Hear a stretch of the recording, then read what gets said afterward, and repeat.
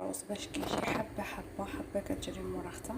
دائما كنعطيكم الطريقه، غير اليوم غادي نطيبوا الرز نص طياب، غير نص. غنعمل انا طاسه د الرز في الزيت والملح. كنحرقوا الرز مع ديك الزيت حتى كيرجع اللون ديالو ذهبي. صافي حمرنا الرز شويه هكذا. نورمالمون اذا بغيتو طيبوا الرز طياب كامل كنعملوا كل طاسه د الرز مع 2 طيسان د الماء. انا غنعمل غير طاسه حيتاش قلت لكم غنطيبوا نص طياب.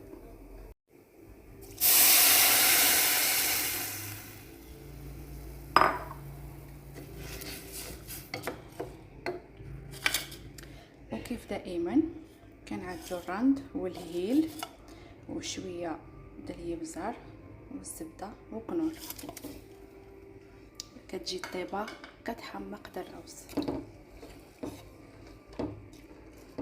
من بعد كنجيبوا الالومنيوم وكنشدوا عليه مزيان. النفس ما خصوش يطلع، النفس ما عندوش منين يخرج. كنشدوا الالومنيوم مزيان والعافيه كتكون غير هكذا بحال الشمعه.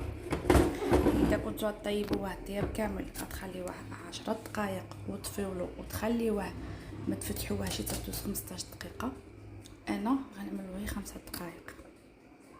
هنايا كنقطعوا شويه الجعده سناوريه والقرعه الخضراء والجلبانه، فلفل خضر فلفل حمار، وكنحكوا شويه ثوم وقزبر ومعدنوس ملاح سكينجبال الابزار بابريكا خرقوم ثوم باودر حتى هو عملتو شويه د الهريسه شويه على حسب بغيتو تعملوها بغيتو لا، وزيت الزيتون حتى هو.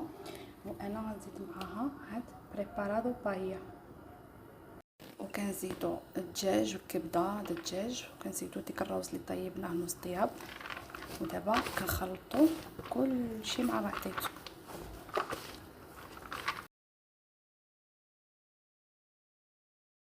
صافي ديك الساعه كنعدلوها في الكسكس، كنجرو الكسكس باش يتبخروا. كنخليوهم واحد من 30 حتى 40 دقيقه.